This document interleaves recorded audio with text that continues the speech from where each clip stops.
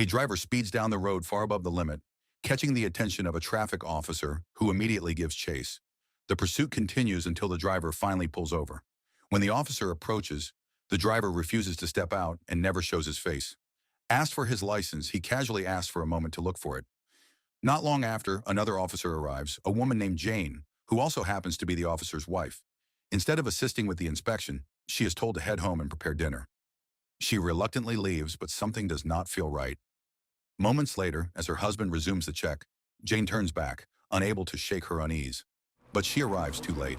The driver suddenly attacks, firing a shot before speeding away.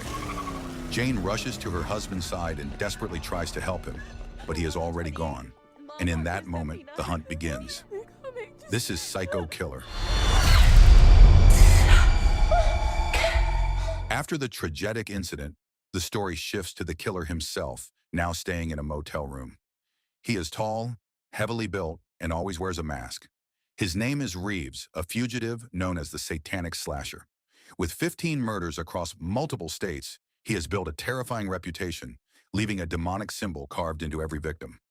The next day, Reeves heads out again in search of another target. He eventually settles on a pharmacy, patiently waiting for hours until night falls and the streets are empty. When the moment comes, he approaches a pharmacist on her way home. Not long after, he enters the pharmacy and takes a large amount of medication, mostly antidepressants, to manage his anxiety. Despite everything, Reeves does not feel at ease. Beneath the surface, there is constant tension and restlessness. Once finished, he returns to the motel to clean himself. His body is covered in tattoos with dark symbolic imagery, reflecting how deeply he is connected to his beliefs. The story then shifts to Jane, who is attending a therapy session with a psychiatrist. It is part of the department's support program for officers who have experienced a personal loss. But Jane feels it does not help her, so she decides to leave and ends the session early. At night, the memory continues to follow her. She keeps reliving the moment her husband was gone over and over again. Eventually, she comes to a single conclusion. The only way she can find peace is by finding the person connected to it. Even when her father tries to stop her, Jane refuses to step back. She is determined to see it through, no matter the cost. Meanwhile, Reeves is back on the road, moving through the night. On a quiet rural stretch, he notices a stranded driver pulled over on the side. He stops his car and approaches, his intentions unclear. Moments later, the situation changes rapidly. The driver is no longer visible. No. Inside the car, someone begins to realize that something is wrong. Charlie? The atmosphere shifts as Reeves appears nearby, and everything becomes uncertain. She runs into the road, desperately trying to get help from a passing fuel truck. But the driver is caught off guard and slams the brakes, losing control. The truck crashes, and moments later it explodes. The woman is killed in the chaos. Once again, Reeves leaves behind his signature, carving a satanic symbol onto the victim's vehicle, a clear sign that his mission continues. The next day, Reeves is seen at a public phone booth, reaching out to someone connected to a satanic cult. He expresses interest in joining and asks for a meeting location. Back to Jane, who continues her investigation with growing urgency. During this time, she discovers that she is pregnant. Even so, she refuses to stop. The risk does not change her goal. Soon she connects with a detective who agrees to help her. The detective shares surveillance footage that captures Reeves in action, and they also receive new information about a motel room he had recently used as a temporary hideout. Without wasting any time, Jane heads straight to the motel.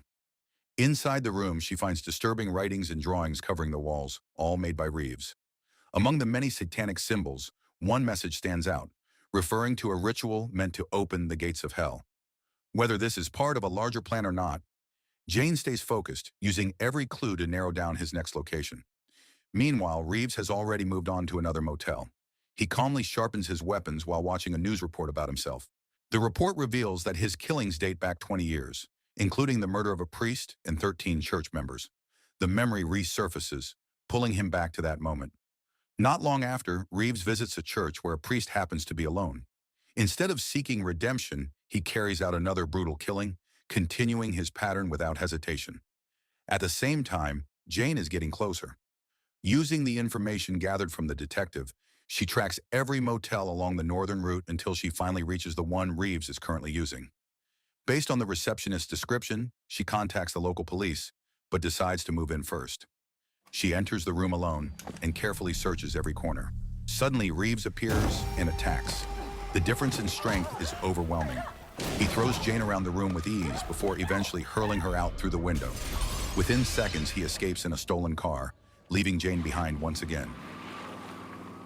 For the second time, she loses the man who took her husband's life. Even so, Jane manages to recover a new clue. It is a newspaper ad filled with random numbers. Suspecting it is some kind of code, she works through it until it reveals an address. The location turns out to be a large mansion, a gathering place for a group of satanic followers.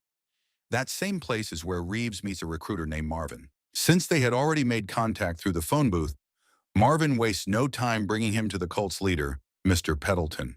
Reeves is welcomed in, as not many people are willing to join such a group. But as the gathering unfolds, it becomes clear that their activities revolve more around indulgence than true devotion. Reeves remains silent, observing everything, clearly unimpressed by what he sees, as it does not align with his own dark purpose. After the gathering ends, Reeves is escorted to a room by Marvin to rest. Once inside, Reeves asks for help tracking down a specific name, a man who manages a nuclear power facility in a nearby city. With Mr. Pendleton having wide connections, it does not take long for Marvin to find the information. The next morning, Marvin returns with the name and address, but the moment Reeves receives it, everything changes. He puts on his signature mask and reveals his true identity as the satanic slasher. Realizing who he is dealing with, Marvin panics and runs for his life. Reeves does not hesitate. Armed with a blade and a container of gasoline, he storms through the mansion and kills every cult member inside. Not long after, a reflection in a window catches his attention. Someone is watching from outside. Reeves moves upstairs and uses his mask as bait. A shot is fired, striking the mask directly. The shooter is Jane, who has finally tracked him down. But once again, Reeves escapes, speeding away just after setting the house on fire.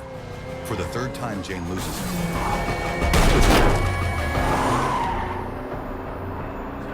When the police arrive, she explains that the man responsible for the massacre and the fire is the satanic slasher. However, the local authorities hesitate to act, claiming the case falls outside their jurisdiction. Because of the delay, Reeves is already ahead.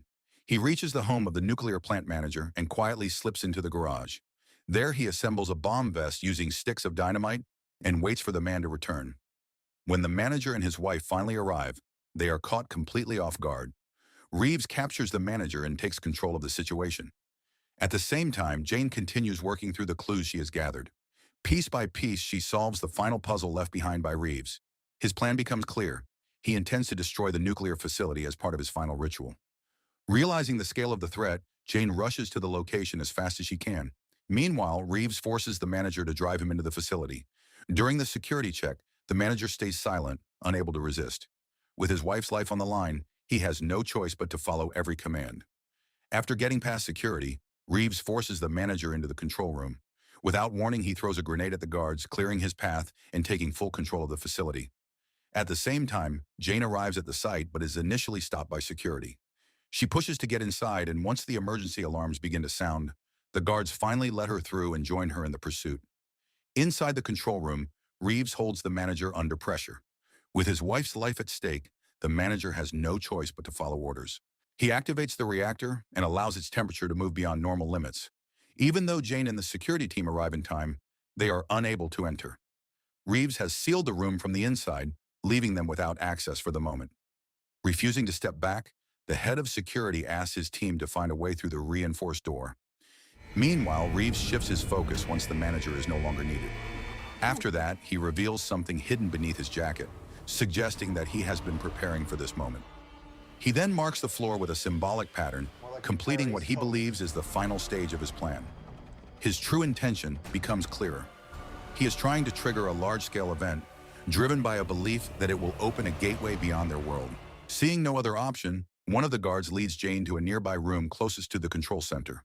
A thick glass barrier separates them, designed to withstand radiation and extreme pressure.